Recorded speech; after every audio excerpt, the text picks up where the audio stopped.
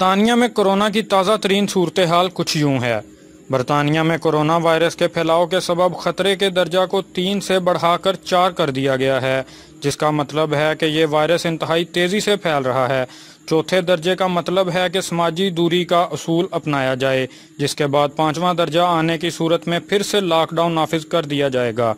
یاد رہے کہ اس سے پہلے برطانیہ میں حکومت کے سب سے بڑے سائنسی مشیر نے خبردار کیا ہے کہ اگر حکومت کوئی مزید اقدامات نہیں کرتی تو اکتوبر کے وسط تک کورونا وائرس کے نئے مریضوں کی تعداد 50,000 یومیہ تک پہنچ سکتی ہے۔ چیف سائنٹیفک ایڈوائزر سر پیٹرک والیس کے بقول اگر ایسا ہوتا ہے تو وسط اکتوبر کے 1 ماہ بعد برطانیہ میں اموات کی تعداد 200 یومیہ تک ہو سکتی ہے۔ سعودی وزیر حج و عمرہ محمد صالح بن طاہر نے کہا ہے کہ عمرے کی مرحلہ وار بحالی جلد شروع ہو جائے گی، جس کے لیے لاہ عمل طے کر لیا گیا ہے۔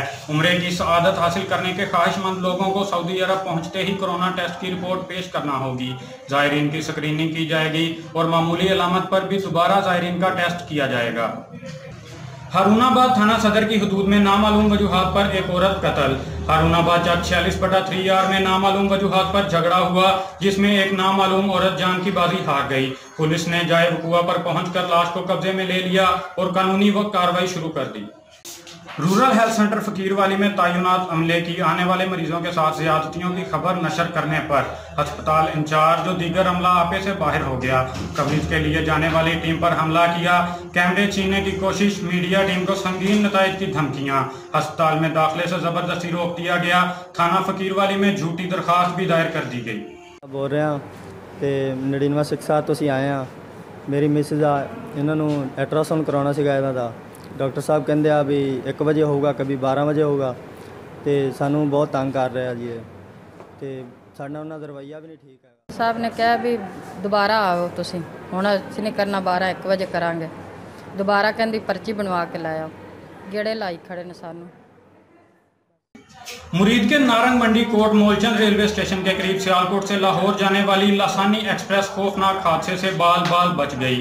ٹرین کی ایک بوگی پٹری سے اتر گئی، جس کے بعد ڈرائیور نے حاضر دماغی سے کام لیتے ہوئے ایمرجنسی بریک لگا کر ٹرین کو بڑے حادثے سے بچا لیا۔ ریلوے ذرائع کے مطابق ٹرین میں سوار تمام مسافر محفوظ رہے۔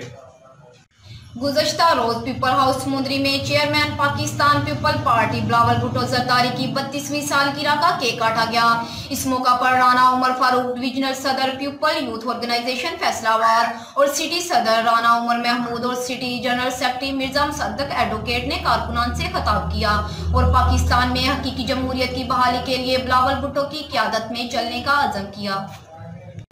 رانا فاروق سعید خان کی بلدیاتی الیکشن کے حوالے سے کمپین زور و شور سے جاری۔ گزشتہ روز 40 گاوے میں رانا فاروق نے بلدیاتی الیکشن کے حوالے سے دوستوں سے تبادلہ خیال کیا اور انہوں نے مزید کہا ہے کہ تمام دوست متحد ہو کر بلدیاتی الیکشن کی تیاریاں کریں، انشاءاللہ جیت ہماری ہوگی۔